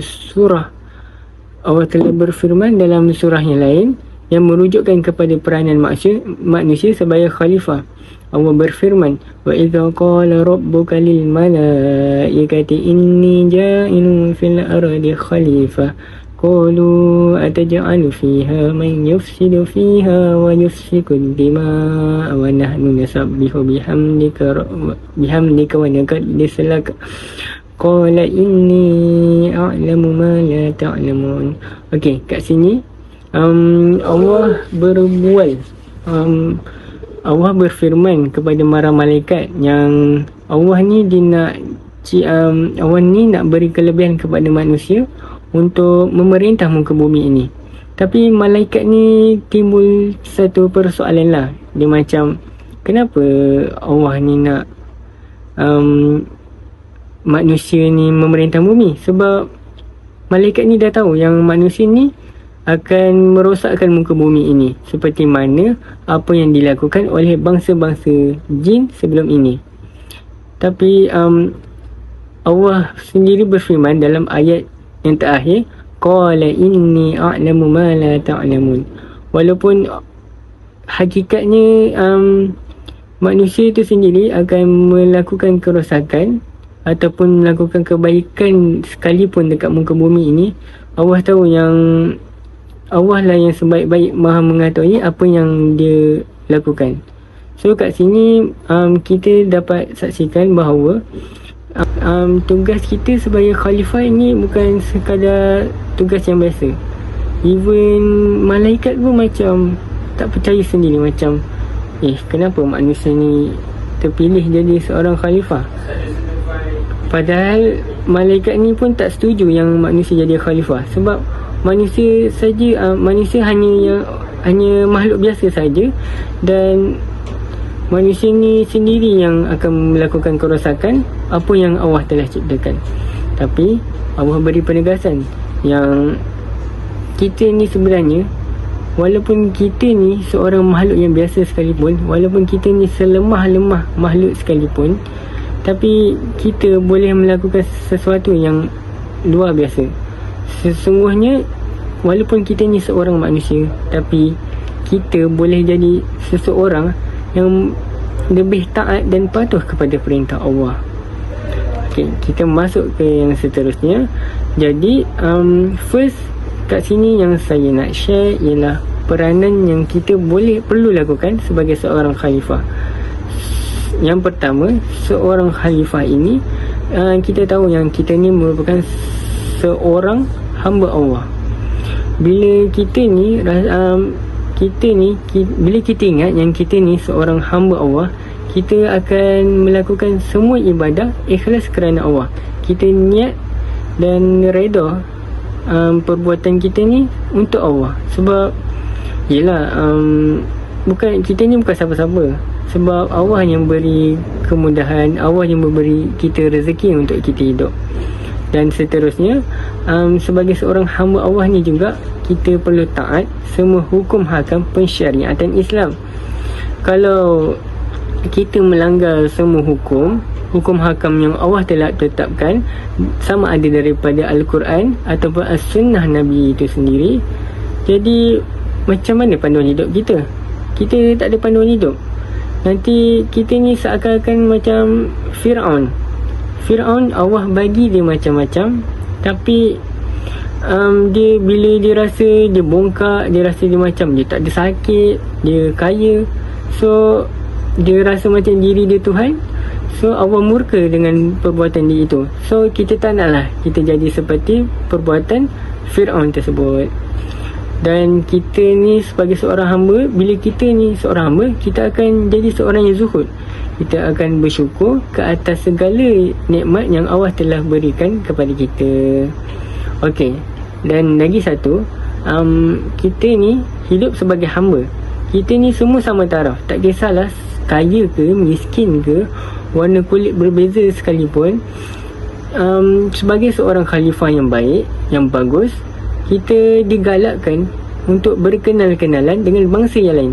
Sesungguhnya umat Islam itu sendiri mementingkan untuk kita berkenalan dengan bangsa-bangsa yang lain, supaya kita ni lita'arufu, untuk mempelajari apa yang perbezaan kita dengan orang tersebut. Okey, ini berdasarkan daripada firman Allah dalam surah Al-Hujurat ayat ke-13. A'udzu billahi minasyaitonir rajim.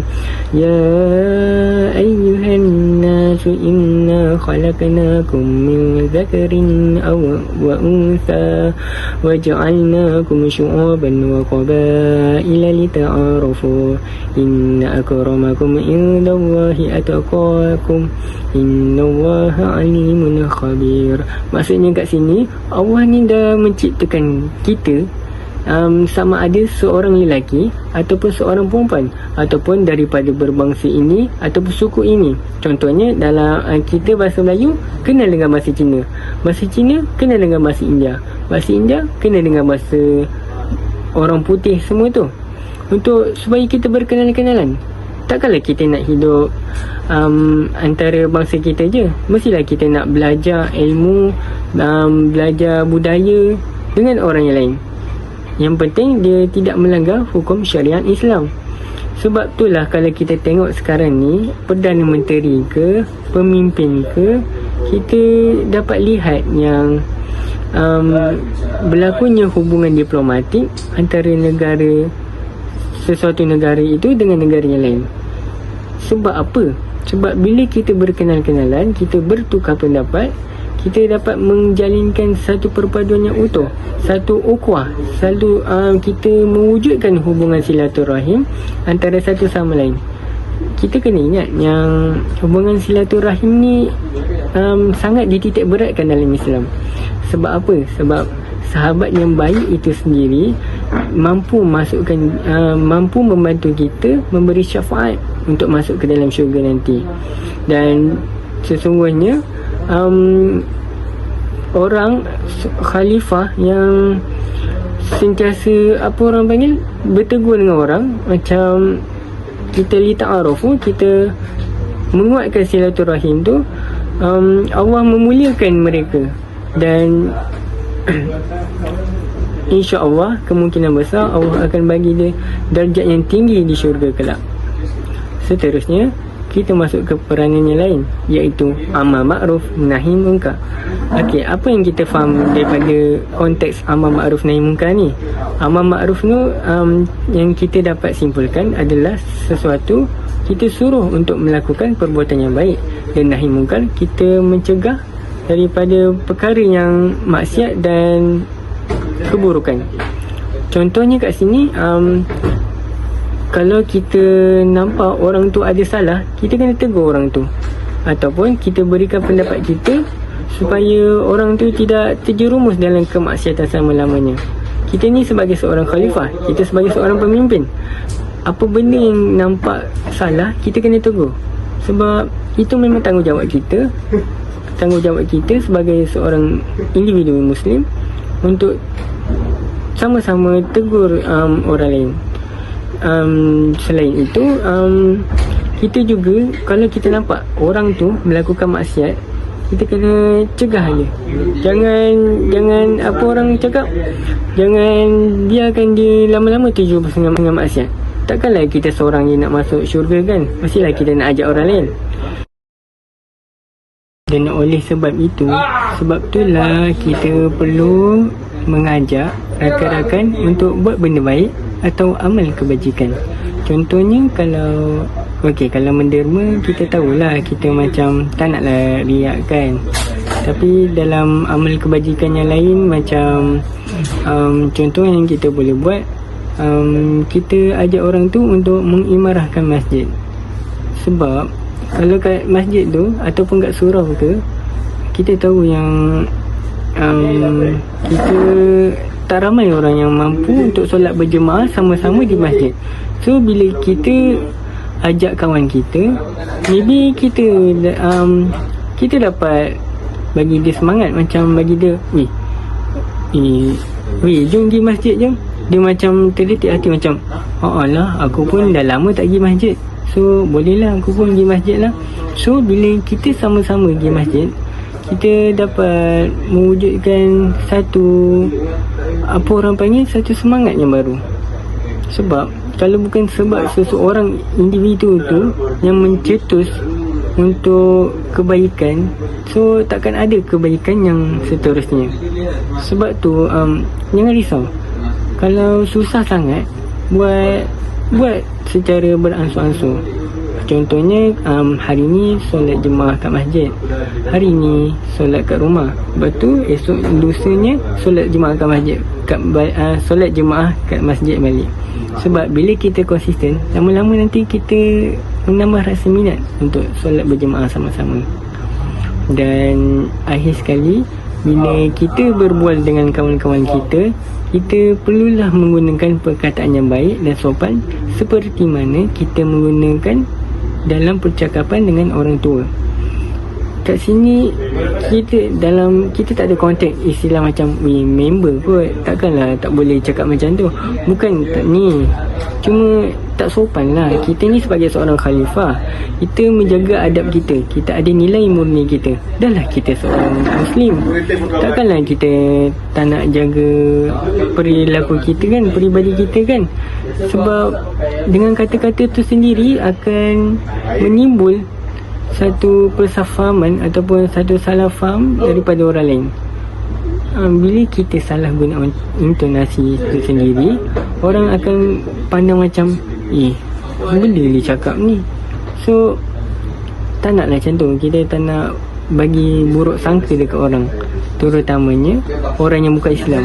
Sebab orang yang bukan Islam, dia akan tengok adab, akhlak kita sebagai seorang Muslim.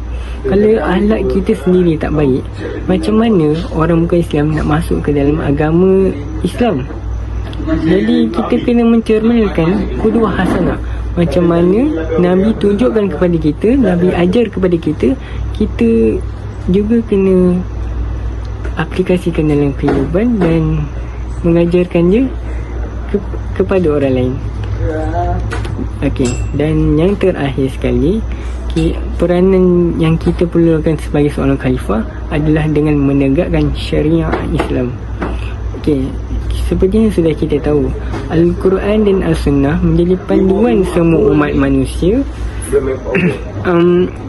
panduan semua umat manusia untuk menjalani kehidupan. So apabila kita menggunakan kita mengaplikasikan apa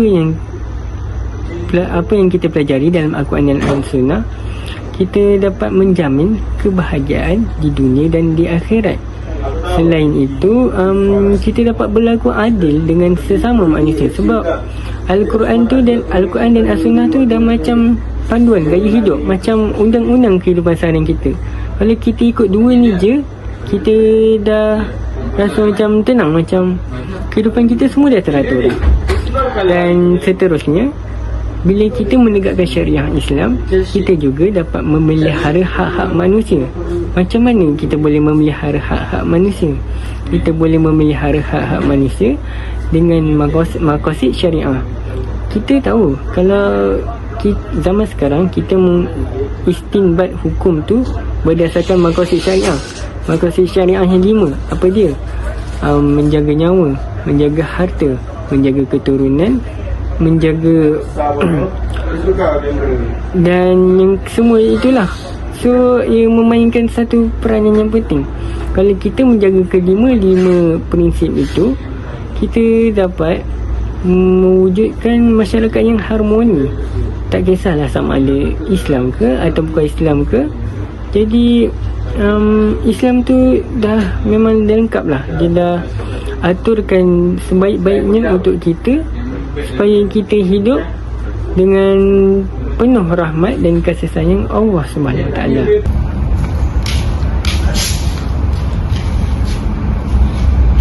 Hey, no. Wait. Tak. Janganlah buat sampah mata ada. Kutip lah. Sampah ada je kat kaki. Nampak kan? Tolong kutip. Wah, kayaknya aku beli kau ke? So, kita kena jaga alam kita. Sebagai orang Muslim yang lain, kita dipertanggungjawabkan untuk menjaga alam sekitar. Allah ni bagi pinjam kita hidup kat dunia ni, supaya kita sama-sama hidup dalam keadaan yang sihat dan sejahtera. So, kecil lah. Baik, terima kasih.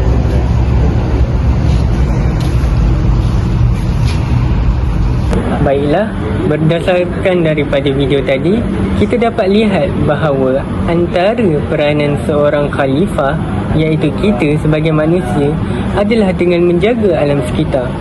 Tapi, kenapa kita kena menjaga alam sekitar? Kat sini kita dapat lihat bahawa yang hidup kat dunia ni hanyalah manusia. Haiwan, tumbuhan, mereka mana boleh bernyawa kan, sebab mereka tiada akal. Tapi kita ni sebagai manusia kena jaga alam sekitar daripada hasil kemajuan ataupun pembangunan yang dibawa oleh kita. Okey, misalnya kat sini, kalau kita nak membangunkan sesuatu bangunan ataupun menaikkan satu bandar, kita memanglah ia memerlukan satu pembalakan yang besar, tapi ia perlulah terkawal dan tidak menjejaskan ekosistem ataupun habitat haiwan yang lain. Sebab bila kita mengambil semua tanah, kita balak semua hutan, so nanti kita akan kekurangan sumber tumbuh-tumbuhan. Maka dekat situ Allah akan uji kita. Kemungkinan dekat sesuatu kawasan tu akan berlakunya banjir, akan berlakunya hujan lebat, hujan kilat yang besar. So kita tidak dapat menafikan yang Allah sendiri akan menghukum atas perbuatan kita sendiri sebagai seorang manusia. Allah berfirman dalam surah Ar-Rum ayat ke-41. Ayat ke-41 yang berbunyi, A'udzu billahi minasyaitonir rajim. zaharal fasadu fil barri wal bahri bima kasabat aydin nasi liyudhiqahum ba'dallazi 'amilu la'allahum yarji'un. Maksudnya, telah bertebaran kerosakan di darat dan di laut akibat perbuatan tangan manusia, supaya Allah merasakan kepada mereka sebahagian dari akibat perbuatan mereka, dan mudah-mudahan mereka kembali ke jalan yang benar. Kat sini Allah dah tegur manusia ni, kita ni sebagai khalifah, biarlah kita nak buat sesuatu benda tu, tapi biarlah berpada-pada, sebab Allah dah beri amaran manusia ni akan membuat kerosakan di bumi dan di laut. Tetapi kalau kita ni betul-betul seorang Muslim yang beriman dan beramal soleh dengan pegangan Islam itu sendiri, kita akan ada kesedaran untuk menjaga alam sekitar.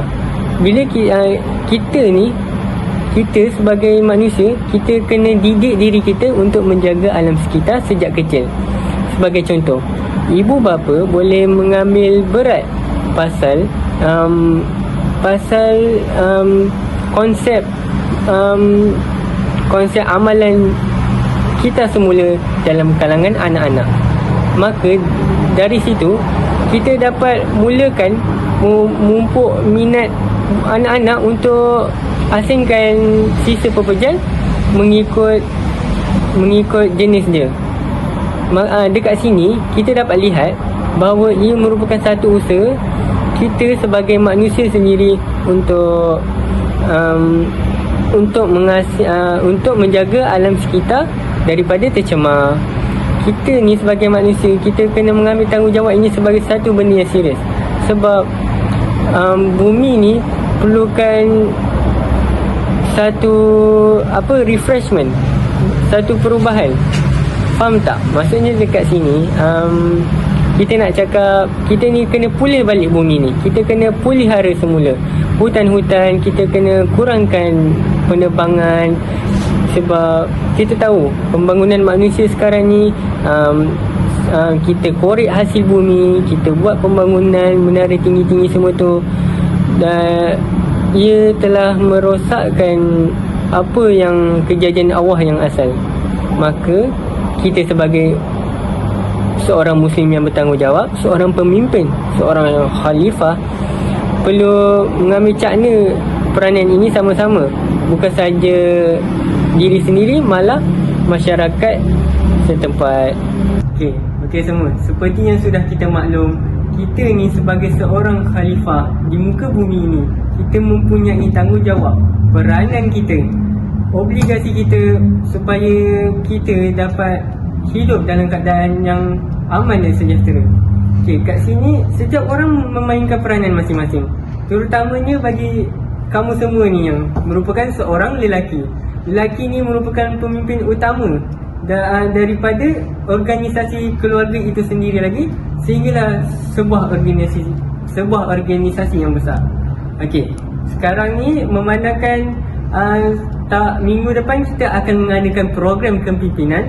Saya mahu membahagikan beberapa tugasan mengikut kumpulan. Jangan risau, tugasan ni semua terlibat, tak ada siapa yang terkecuali. Kita nak balance, kita nak berlaku adil dengan semua orang. So bila orang A kena tugasan yang ni, orang B ni pun kena tugasan yang setimpal.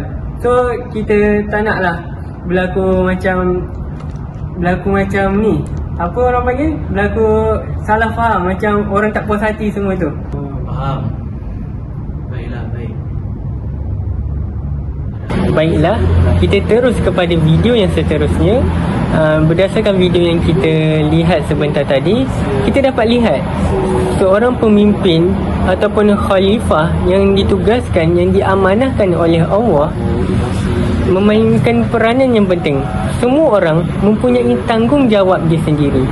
Daripada seorang ibu, seorang ayah, seorang guru besar, seorang pengetua, mereka semua mempunyai tanggungjawab masing-masing. Even seorang anak tu sendiri mempunyai tanggungjawab kepada ibu bapa mereka.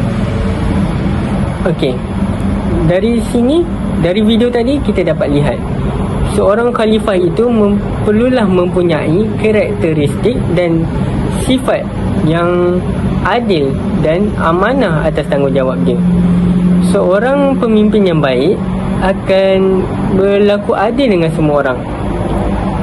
Sementara tadi kita dapat lihat yang pemimpin itu membahagikan tugas mengikut tugasan masing-masing dengan adil dan saksama. Hal ini bagi mengelakkan daripada berlaku perselisih fahaman ataupun kita nak cakap daripada orang dengki lah, macam orang tak puas hati, macam kau ni dapat ni, kau dapat tu. Tak nak, kita tak nak macam tu. Sebagai seorang khalifah yang baik, kita bagi adil yang saksama, bagi semua orang dapat merasa susah dan senang. Banyaknya insya-Allah ya Allah. Satu-satu dah nonton. Sekaligus betul baik. Tak relax.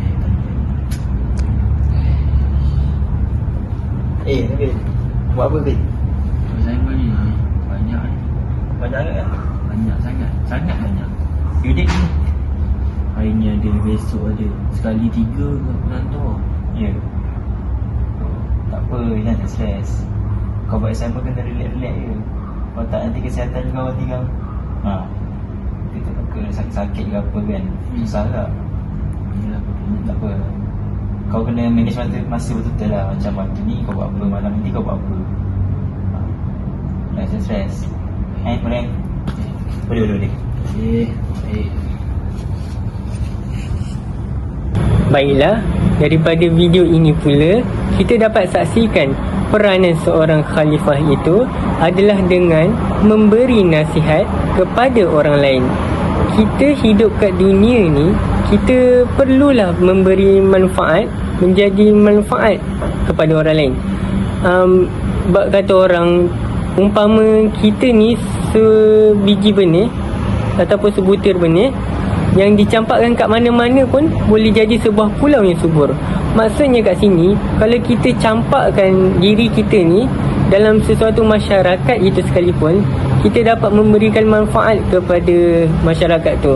Maybe dengan sumbangan kita yang sikit ini, kita dapat mempengaruhi kehidupan mereka sama ada di dunia ataupun di akhirat.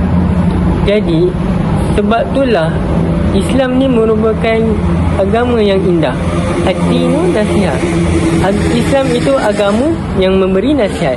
Jadi kita ni sebagai seorang khalifah yang apa orang cakap, memberikan bayangan yang kita ni seorang pendakwah juga. Sambil kita jadi seorang khalifah, kita menjadi seorang pendakwah. Ini sebagai seorang pemimpin yang adil, kita perlulah memberi nasihat kepada orang yang memerlukan. Sebab kita ni bukan insan yang sempurna. Orang lain juga memerlukan nasihat daripada orang lain. Sebab kita ni hidup tak lama. Kita ni memerlukan tarbiyah yang mendidik diri kita untuk menerima kesedaran setiap hari. Sebab contohnya tentang kematian, kalau tak ada orang tegur kita, maybe kita akan terus berlaku riak. So kita tak naklah sifat macam tu dalam diri kita. Kita hidup kat dunia ni, kita kena zuhud, kita kena ghaib daripada dunia ni. Sebab kita hanyalah seorang hamba. Taraf kita semua sama. Dekat akhirat nanti Allah akan timbang kita berdasarkan amalan kita. Okey, selain itu, sebagai seorang khalifah juga, kita perlu bijak dalam menguruskan masa dan kesihatan kita. Okey, kita dapat lihat kat sini daripada video tadi, kita dapat lihat seorang pelajar itu dia stres dan sakit kepala sebab terlalu banyak tugasan yang perlu dilakukan. Hal ini kita dapat saksikan. Dia mempunyai satu amanah sebagai seorang penuntut ilmu, tetapi dalam masa yang sama dia tidak boleh juga abaikan kesihatan dia. Sebab kita hidup ni perlulah dalam keadaan yang sihat supaya kita dapat melaksanakan aktiviti kehidupan harian kita yang lain dan seterusnya melakukan ibadat kepada Allah. Dan daripada situ kita bukan saja perlu menilai daripada aspek kesihatan fizikal kita saja, aspek mental kita juga kita kena ambil berat. Sebab sesuatu keikhlasan tu datang daripada rohani yang datang sendiri daripada dalam hati. Okey, dan seterusnya kat sini seorang pemimpin atau khalifah yang baik itu juga dia perlu untuk menguruskan masa dia dengan baik. So, sebagai contoh, seorang guru itu sendiri, dia perlu hadir ke dalam kelas sebelum waktu dia bermula. So maksudnya dia beristiadat lah, dia bersedia untuk mengajar anak-anak murid dia. Dia excited, dia berasa teruja dan bersemangat untuk mengajar anak murid dia. Kalau kita ambil benda ni sambil lewa, kita akan berasa tergesa-gesa. Nanti contoh kita dah lambat untuk ke sekolah. Asalnya kelas bermula pada jam 7.30, tapi kita telah lewat 10 minit, kita bangun 7.40. So time tu kita dah macam rasa resah. Kita macam alamak, aku dah lambat ni, macam mana nak masuk kelas? So sebagai seorang khalifah yang baik, kita perlu bijak menguruskan masa, supaya kita bukan sahaja memudahkan diri kita, malah kita memudahkan diri orang yang lain. Jadi sampai itu saja perkongsian saya pada hari ini. Sekian, terima kasih.